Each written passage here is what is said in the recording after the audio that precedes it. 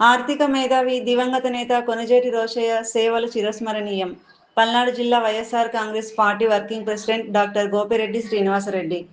రాష్ట్ర మాజీ ముఖ్యమంత్రి వర్యులు మరియు తమిళనాడు మాజీ గవర్నర్ దివంగత మహానేత శ్రీ కొణిజేటి రోశయ్య 73వ జయంతి సందర్భంగా వైఎస్ఆర్ కాంగ్రెస్ పార్టీ తరపున అన్నమయ్య జిల్లా YSR Congress party working president Gopireddy Srinivasa Reddy స్థానిక శివుడు బొమ్మ సెంటర్లోని మహానేత శ్రీ కొణిజేటి రోశయ్య విగ్రహానికి పూలమాలలు వేసి ఘనంగా నివాళులు అర్పించారు.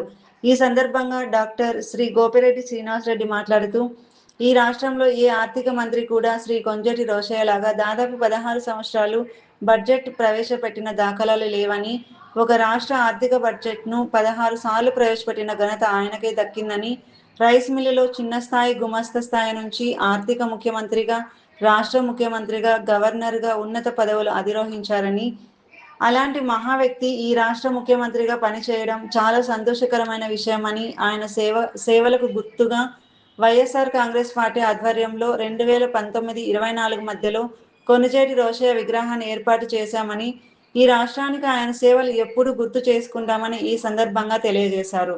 ఈ కార్యక్రమంలో ఆర్యవైశ్య ప్రముఖులు మరియు వైఎస్ఆర్ కాంగ్రెస్ పార్టీ నాయకులు పాల్గొన్నారు.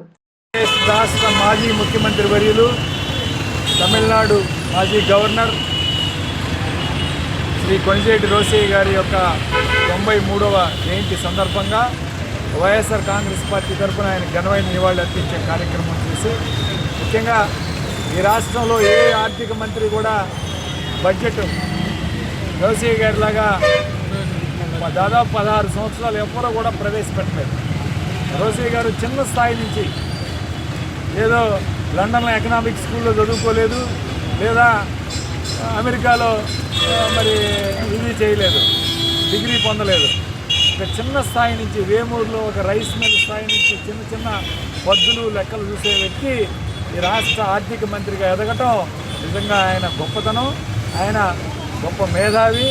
కాబట్టి అలాంటి వ్యక్తి ఈ రాష్ట్ర ముఖ్యమంత్రిగా పనిచేయడం చాలా సంతోషకరమైన విషయం.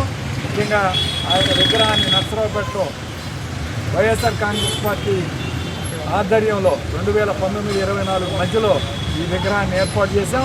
ఖచ్చితంగా మరి రోశయ్య గారిని ఎప్పుడు కూడా ఎల్లప్పుడూ కూడా గుర్తుపెట్టుకుంటామని చెప్పి ఈ సందర్భంగా తెలియజేస్తూ సెలవు తీసుకుంటున్నాం.